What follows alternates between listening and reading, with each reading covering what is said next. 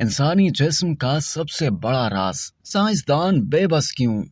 हमारे दिमाग में 100 खरब असबी राब्ते मिलकर हमारे अंदर जिंदा होने का शऊर कैसे उजागर करते हैं। बहुत से अजीम मुफक्किरीन इसे ना सिर्फ इंसानी जिस्म का सबसे बड़ा राज समझते हैं बल्कि साइंस का भी सबसे बड़ा मुअम्मा जानते हैं। शऊर का राज दरअसल इस बुनियादी सवाल में छुपा है कि महज दिमागी अफाल से तजर्बात क्यों कर और कैसे जन्म लेते हैं। अगरचे साइंस ने दिमाग के काम करने और मुख्तलिफ ज़हनी अफाल से इसके ताल्लुक को समझने में पेशरफ्त हासिल की है, लेकिन शऊर बजाते खुद अब भी साइंसदानों के नजदीक मुअम्मा है, जिसे साइंसी इस्तिलाह में हार्ड प्रॉब्लम ऑफ कॉन्शियसनेस कहा जाता है। शऊर के राज होने की एक वजह यह है कि ये एक इंतहाई निजी और जाती मामला है। हर फर्द का शऊरी तजर्बा दूसरों से मुनफरिद होता है, जिसका बराह रास्त मुशाहिदा या इसकी पैमाइश नहीं की जा सकती। हम अफराद के तर्ज अमल, दिमागी सरगर्मी और जबानी हरकत का मुशाहिदा कर सकते हैं, लेकिन कितने ही जदीद आलात ले आए, इनके शऊर तक रसाई हासिल नहीं कर सकते। एक और पहलू जो शऊर की पुरअसरारियत में इजाफा करता है वो है यकसा दिमागी अफाल। मगर इनफरादी तजर्बात के दरमियान ताल्लुक न्यूरो साइंसदान बाज दिमागी अमल के आसाबी इर्तबात की शनाख्त कर सकते हैं,